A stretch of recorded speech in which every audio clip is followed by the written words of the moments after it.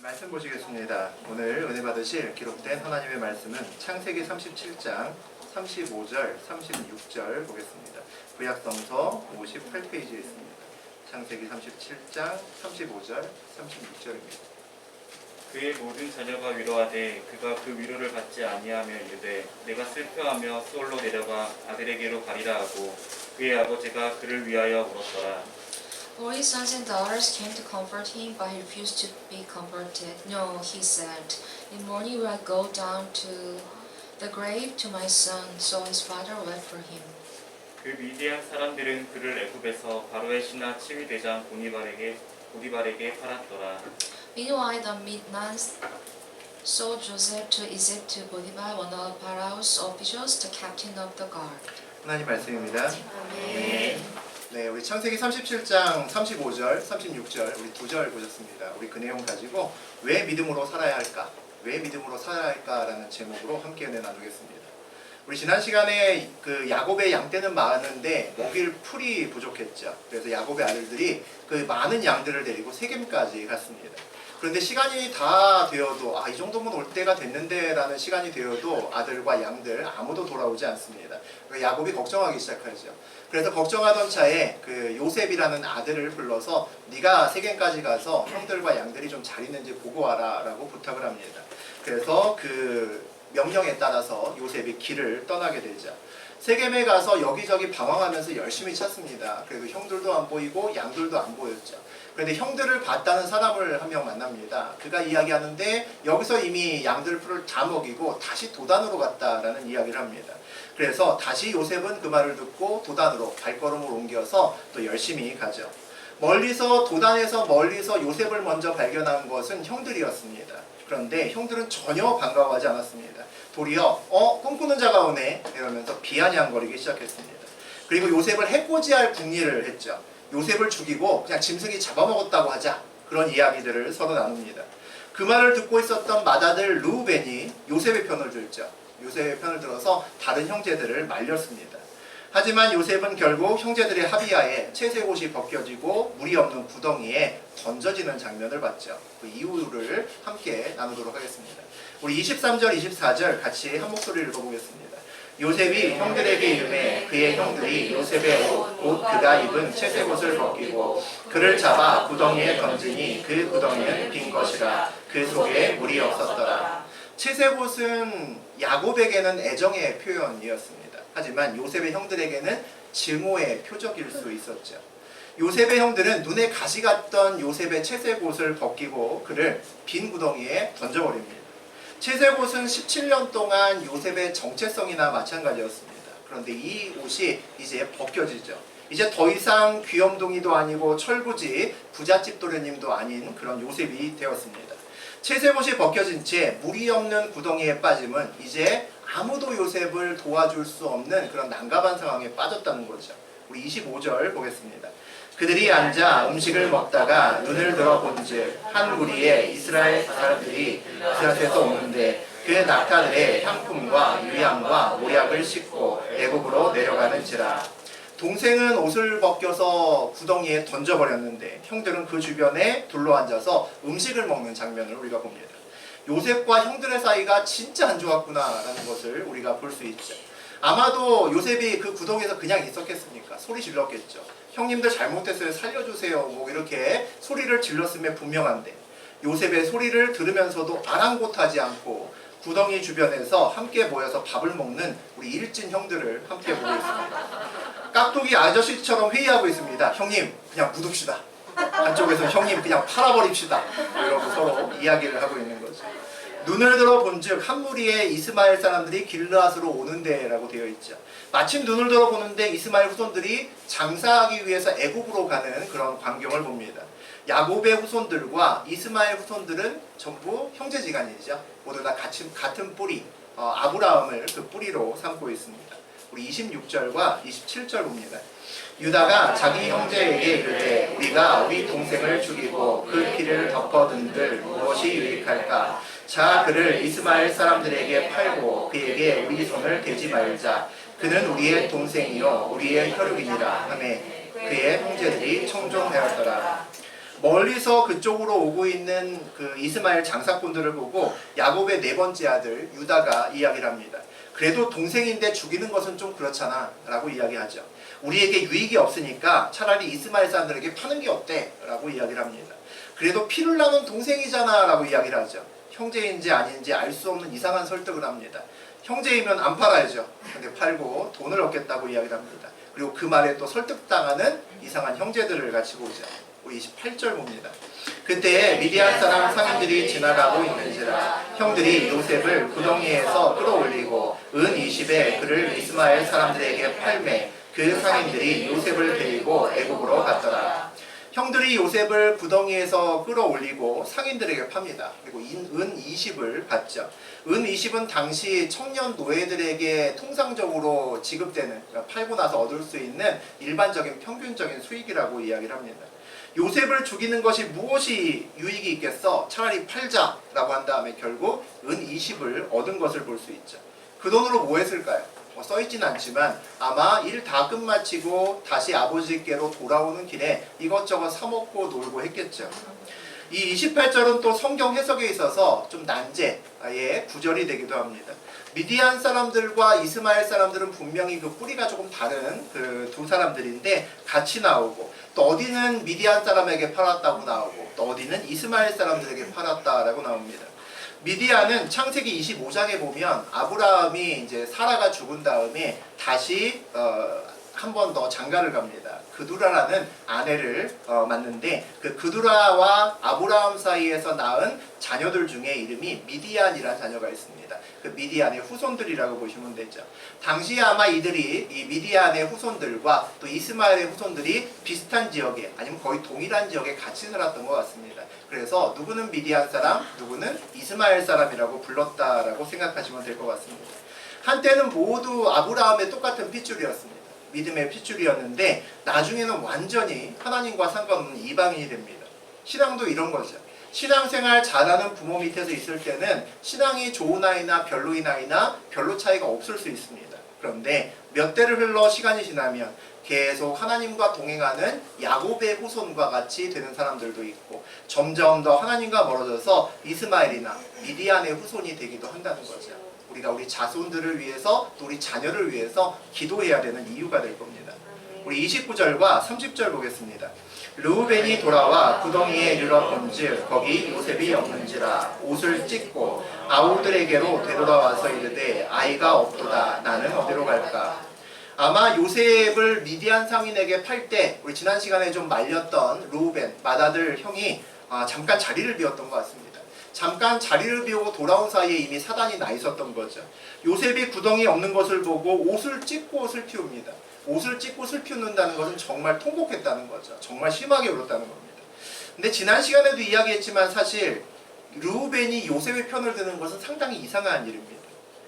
요셉의 형들이 요셉을 죽이자, 짐승이 그를 죽였다고 하자 했을 때도 지난 시간에 맏아들 르우벤은 말렸습니다. 그러지 말자. 그리고 우리가 그냥 구덩이에 던지는 것으로 그냥 끝내자. 여기까지만 하자라고 설득했습니다.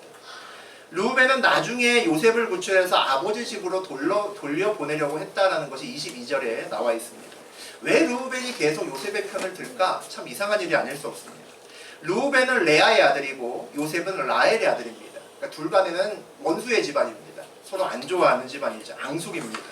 더구나 르우벤은 장남이고 특별한 대우를 받아야 하는 아들 중의 아들임에도 불구하고 요셉의 채색옷은 요셉이 입습니다. 다른 집 같으면 그 채색옷은 사실 르우벤이 입어야 되는 그런 옷인 거죠. 르우벤은 어찌 보면 요셉은 어찌 보면 르우벤이 누려야 될 모든 것들을 자기가 누리고 있습니다. 그러니까 르우벤은 요셉을 보면 화가 나고 미워할 수밖에 없다는 거죠. 그런데 오늘 그 많은 아들 중에서 유독 르우벤이 계속해서 요셉의 편을 들려고 합니다. 이유가 뭘까요? 중요한 실마리를 오늘 르우벤의 고백에서 찾아볼 수 있습니다. 그가 요셉이 없어진 것을 보고 무엇라고 이야기를 하냐면 아이가 없도다 나는 어디로 갈까 라고 이야기를 합니다. 요셉이 이미 자기가 손쓸 틈 없이 이방인에게 팔렸다라는 것을 알고 그의 입에서 나온 말이라는 거죠. 요셉이 사라졌네. 내 처지는 어떻게 될까? 이렇게 얘기를 하는 겁니다. 동생을 잃고 동생을 걱정해야 맞죠. 그런데 자신을 걱정합니다. 요셉은 이제 어떡하나가 아니라 나 이제 어떡하지? 내 처지는 이제 어떻게 될까? 난감해합니다. 자기 사랑에 아주 푹 빠져있는 지나친 루벤의 모습인 거죠. 남의 큰 불행이 혹시 자기에게 작은 불행이 돼서 돌아오지 않을까를 걱정하고 있습니다. 남편이 어느 날 와서 안 좋은 큰일을 당했다고 말하니까 아내가 어머 큰일 났네 나 이제 어떡하지? 라고 말하는 것과 비슷하죠. 자기 사랑이 지나친 사람은 나도 모르게 그런 말과 행동이 나올 수 있습니다. 사실 르우벤은 얼마 전에 아버지 여자 비라와 문제를 일으켰습니다. 그리고 완전히 사실 야곱의 눈밖에 났죠. 지금 사실 아버지 집에 있는 것만으로도 기적입니다. 거기 살 수 없는 그런 짓을 했기 때문이죠. 맏아들이지만 맏아들의 권리에 맞자도 얘기할 수 없는 것이 이제 르우벤의 형편입니다. 아마 오늘 이와 같은 요셉의 일과 연루된 것이 드러나게 되면 다른 아들들은 몰라도 르우벤은 완전히 집에서 쫓겨날 겁니다. 아마도 르우벤은 이번 일을 이용해서 자기의 입지를 조금이라도 좋게 만들려고 하든지 아니면 적어도 문제를 일으키지 않고 자기 없을 때 적어도 문제가 일어나야 된다고 생각했던 것 같습니다. 이것이 르우벤이 요셉의 편에 섰던 이유인 거죠. 결국 10명의 형들 중에 아무도 요셉의 편에 진정으로 서 있던 사람은 단 한 명도 없었다는 것을 알 수 있습니다. 우리가 살아가면서 여러 집단에 소속이 됩니다. 여러 공동체의 일원으로 살아가죠. 그 공동체마다 우리를 좋아하는 사람들도 있지만 우리를 싫어하는 사람들도 있습니다. 이권이 개입해서 사회생활을 하다 보면 내가 잘못하지 않아도 나 때문에 쟤 때문에 내가 힘들어 라고 생각하는 사람들이 생깁니다. 그러면 그 사람들이 나를 미워하기 시작하죠. 내 입장에선 나는 아무 잘못도 없는데 이유 없이 나를 미워하는구나 라고 생각하게 됩니다. 그래도 보통 일반적으로는 나를 미워하는 사람들보다는 나를 좋아하는 사람들이 더 많습니다. 만약에 나를 미워하는 사람이 훨씬 더 많다면 그리고 내가 속한 여러 공동체에서 동일하게 내가 비슷한 상황에 자꾸 처하게 된다면 나에게 무슨 문제가 있지 않을까 심각하게 고민해 보셔야 된다는 거죠. 오늘 요셉은 17년간 함께 살았던 10명의 형들에게 잔인한 느낌이 들 정도로 완전히 철저하게 버림을 받습니다. 얼마 전에 차인표의 아내 신혜라 씨가 그 잡지사하고 이야기하면서 인터뷰를 했습니다. 그 인터뷰 기사를 본 적이 있습니다. 차인표하고 신혜라 씨는 둘 다 독실한 기독교인이죠. 사회에서 굉장히 모범적인 삶을 사는 사람으로 유명합니다. 컴패션을 통해서 30-40명 이상의 아이들을 항상 후원하면서 돌보고 있고 또 2명의 딸을 또 입양해서 또 키우고 있습니다. 참 좋은 일하는 그 아름다운 부부다라는 생각이 들죠. 우리 임마누엘 교회에서도 이런 삶을 사는 사람들이 많이 나왔으면 좋겠다라고 생각하고 또 기도하고 그러고 있습니다. 남편 차인표에 대해서 물었더니 신혜라가 이런 대답을 했습니다. 지금의 내 배우자의 모습이 내 결과물입니다. 내가 잘 됐으면 배우자 덕이고 배우자가 잘못되어 있으면 그것도 제 탓입니다. 라는 이야기를 했습니다. 참 많이 여러 생각이 드는 그런 말입니다. 내 배우자의 모습이 내 결과물이다라고 이야기를 하더라고요. 우리는 남편과 아내를 볼 때마다 또 부모와 자녀를 볼 때마다 많은 불평들을 할 때가 많습니다. 정말 나하고 징그럽게 안 맞아. 이런 생각이 문득문득 들어가는 거죠. 그래서 화를 내기도 합니다. 그런데 사실 같이 사는 동안에 오랜 기간 동안에 서로 간에 영향을 미치면서 살아옵니다. 말투도 닮고 많은 사고방식들이 닮게끔 되어 있습니다. 그리고 그 영향이 선한 것이든 악한 것이든 간에 지금까지 나도 만들어 왔고 내가 사랑하는 사람도 역시 만들어 왔습니다. 나와 함께한 시간이 10년일 수도 있고 30년일 수도 있고 그 이상일 수도 있지만 그 사람이 나와 처음 만나기 전보다 지금이 얼마만큼 더 좋아졌는지 아니면 더 나빠졌는지를 살펴보는 것은 굉장히 중요한 것 같습니다.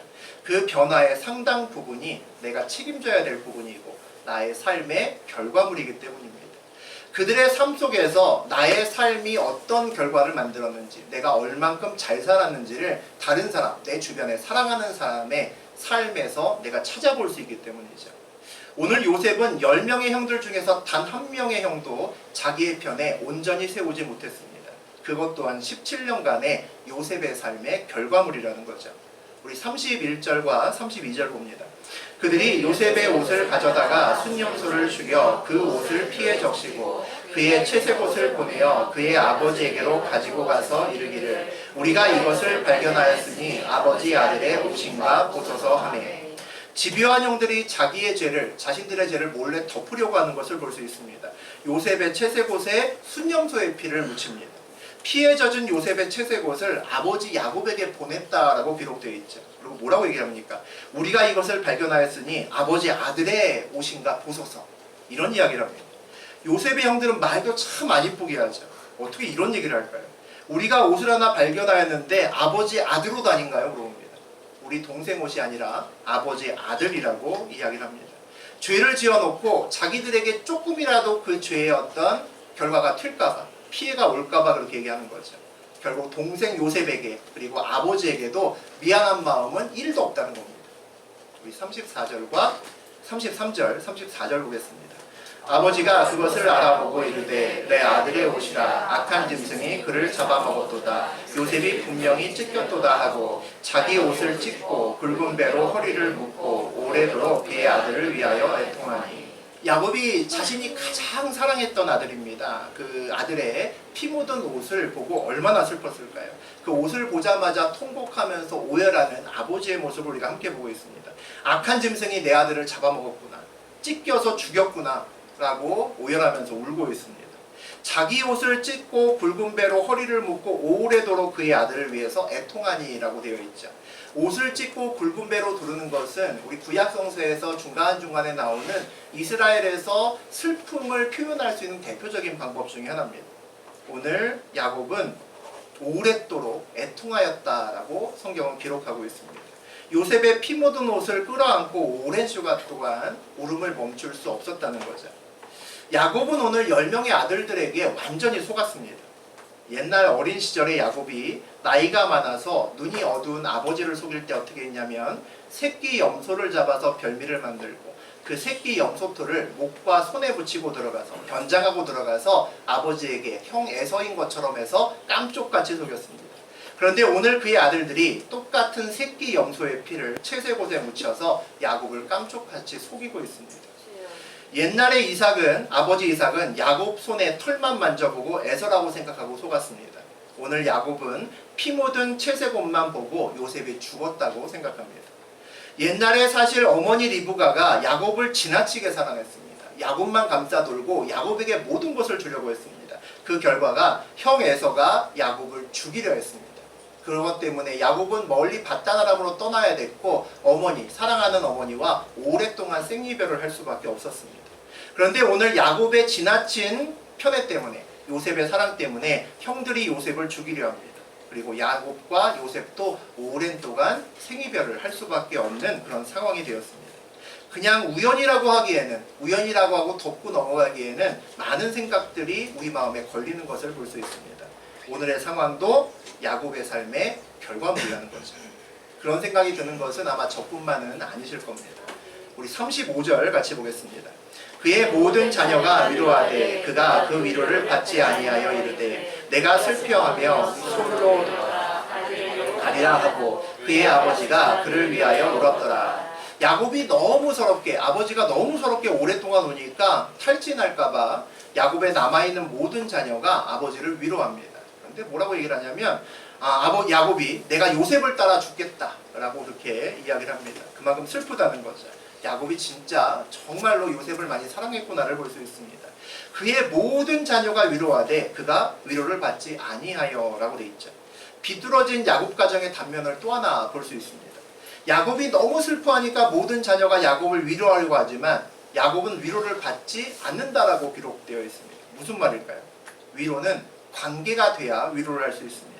축하는 모두가 할 수 있습니다. 좋은 결혼식에 가서 나하고 그렇게 깊은 관계가 아니더라도 축하한다는 말은 와닿고 기쁩니다.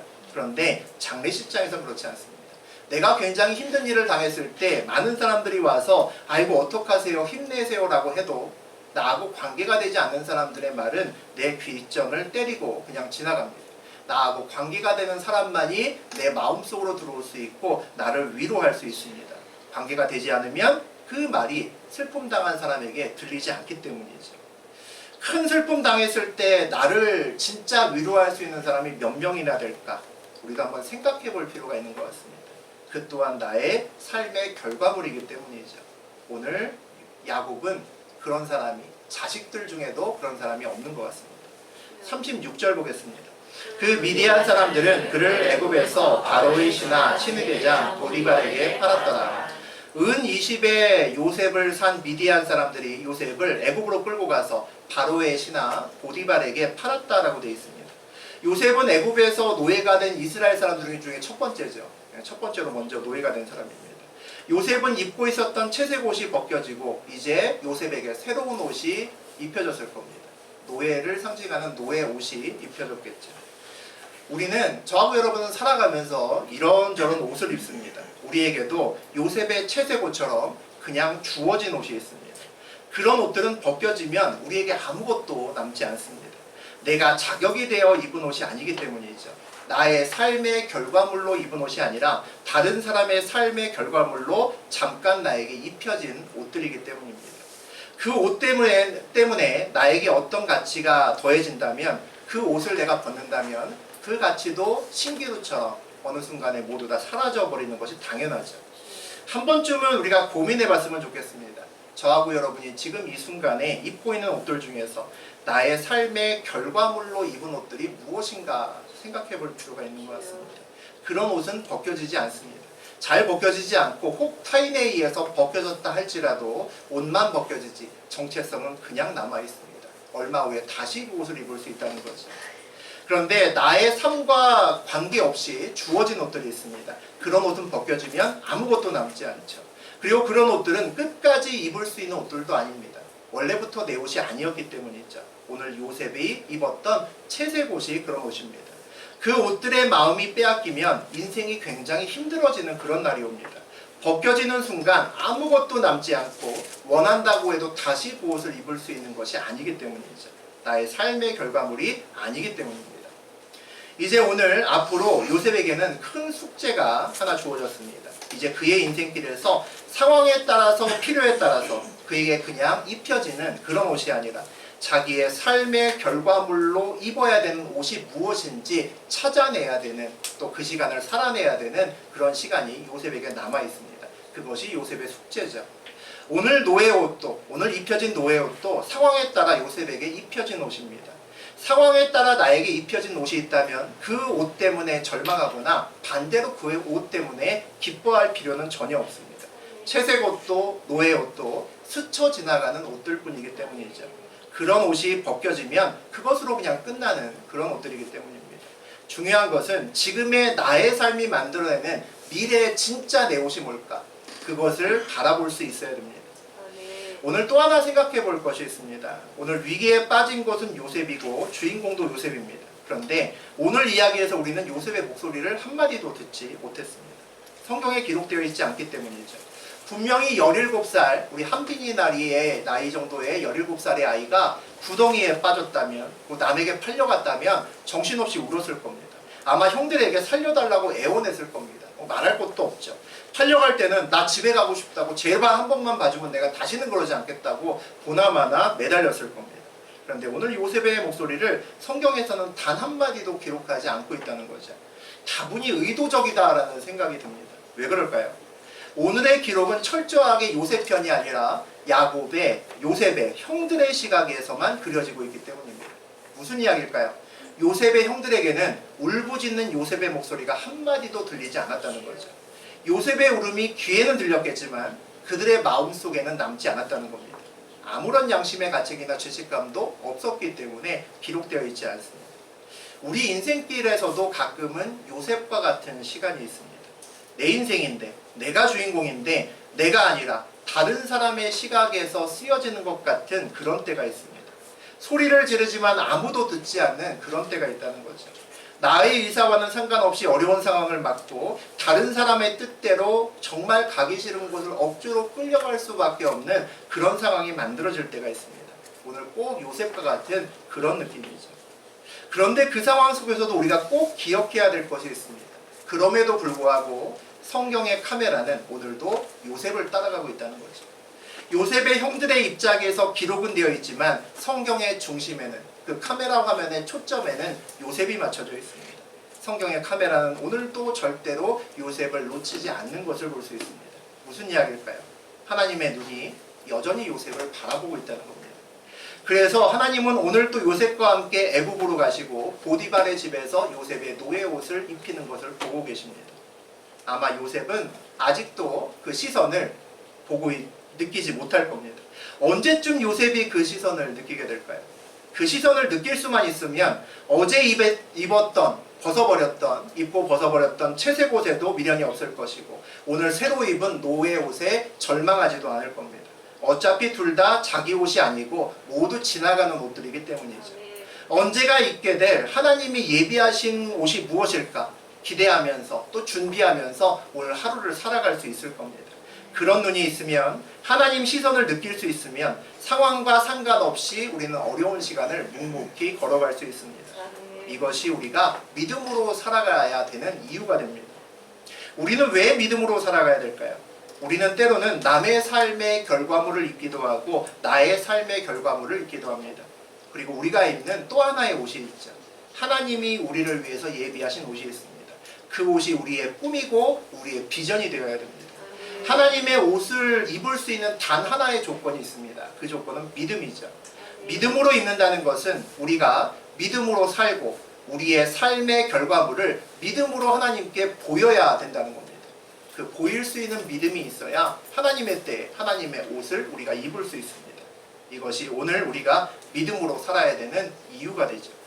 오늘 요셉의 이야기를 나누면서 저하고 여러분의 지금의 삶의 결과물이 무엇인지 생각해 보셨으면 좋겠습니다. 내가 입은 옷들 중에서 정말 내 옷은 무엇인지 생각해 보셨으면 좋겠습니다. 그리고 앞으로 주님께서 예비하신 옷을 입기 위해서 나는 어떤 믿음의 삶을 살고 있는지 생각해 보면서 하나님을 바라보는 시간 되시기를 주의 이름으로 축원드립니다. 오늘 말씀